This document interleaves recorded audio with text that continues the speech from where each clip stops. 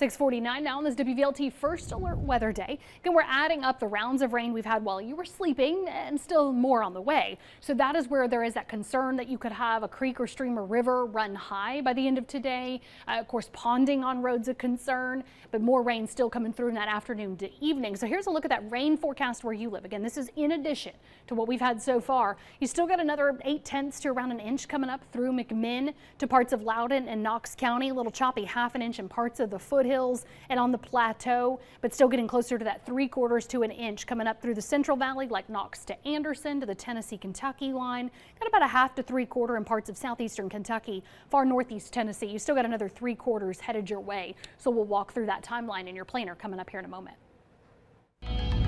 Heather, thanks. This is your morning in 8 minutes, and that rain that Heather's first alerted you to across our area already causing issues. Yeah, check this out. Knoxville police is sending out a warning to drivers last night. They say they've gotten calls of standing water on some roadways due to the rain and the snow melt. They're asking people, please turn around and do not drown if you come across ponding water.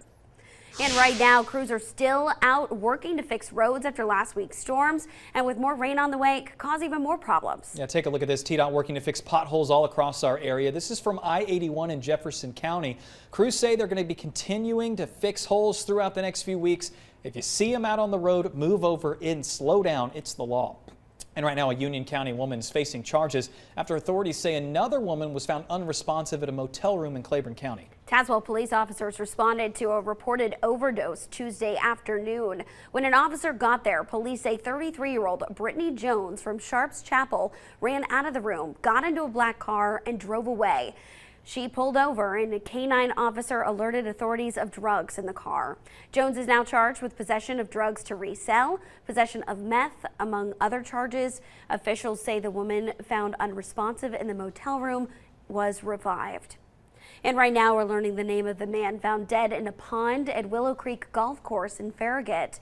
The Knox County Sheriff's Office says deputies found 65-year-old Albert Rogers' body early Tuesday morning. Officials tell us foul play is not suspected, but they are still investigating the case. If you know anything about what happened, call police. Xavier Dobson Day was held in Knox County yesterday. And the day honors the life of the teenager who died while protecting others. The 15-year-old threw himself on his friends to protect them from gunfire in the Lonsdale area in 2015. Knox County Commission marked January 24th as Xavier Dobson Day because he wore 24 on the football field when he played for Fulton High School. On Monday, a court denied a petition for post-conviction relief made by one of the men who killed Dobson. Right now, officials at Lakeshore Park are trying to figure out who did this. Take a look at your screen. They say these 3 cars were caught on camera doing donuts for a few hours last Tuesday. We're told there's extensive damage to the lawn and that the cars drove all over the park. If you know anything about what happened or you recognize any of these vehicles or people, please contact Knox County's Parks and Recreation Department. And an East Tennessee high school basketball coach suspended after getting a DUI. According to the school, head boys basketball coach Andy Hill with Jefferson County High School was arrested Tuesday night, charged with a DUI after being involved in an accident. Injuries were minor, according to the school, but Hill is now suspended pending an investigation. Kyle Briggs is serving as the interim head coach. In Kentucky, a bill designed to crack down on teacher misconduct now making its way through the Capitol. It would require school districts to fully investigate instances of teacher abuse. Information and records would be shared with other districts anytime a teacher goes to apply elsewhere. The bill also requires the Department of Education to provide training to teachers by 2025 about what is inappropriate behavior and how to spot warning signs.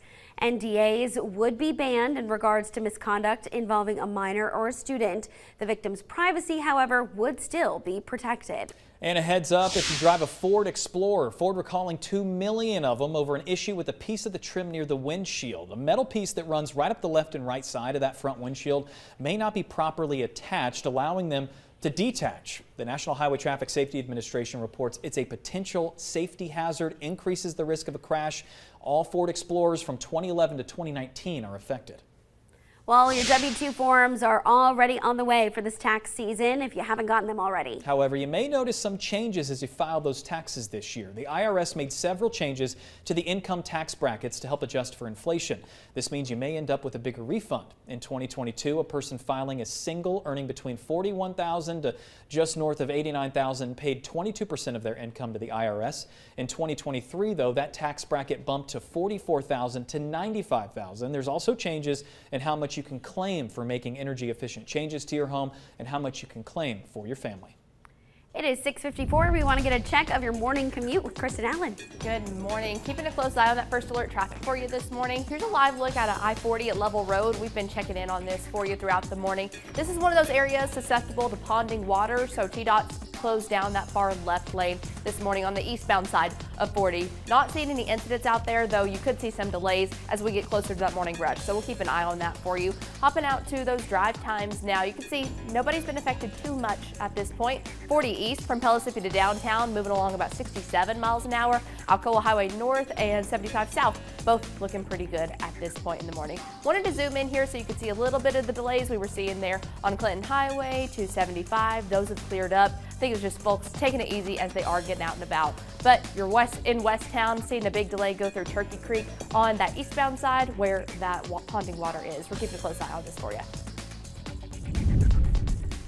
It is a WVLT First Alert weather day as we continue to monitor what has been rounds of rain widespread last night. Noticed another batch kind of reaching out from Crossville to Knoxville. So at the moment it's a little more scattered, and that's why we've been calling it on and off. So widespread to scattered now, another batch coming up later and more warmth coming in too. That's why it's now warmed to 58 in Crossville with that pocket of rain. It is 54 and cloudy in Athens to 51 Knoxville with showers coming back into town and 52 in La Follette. There is a lot of fog out there too. That's something else that Kristen and I will continue to keep an eye on over on the CW at 7 o'clock because you've got wet streets, you've got standing water on roads, and then of course all this adds up to that limited visibility. Most of our area is falling in that 0 to 1 mile visibility range. Most of our area though is going to continue with on and off rounds of rain adding into that. So get the back spray on the interstates. We've got to use our headlights all day long as those windshield wipers are going.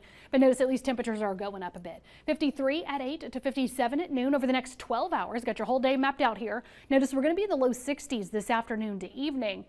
But even then, that's when we have rounds of rain and storms returning, spreading back out during that time. The kids are getting out of school, the evening commute, temperatures just won't budge much as that warm air is moving in. So it spreads out again this afternoon to evening. But then we're also monitoring for any leftover issues potentially from today that would then be a part of that Saturday story as we have more rounds of rain headed our way in that first alert 8-day planner.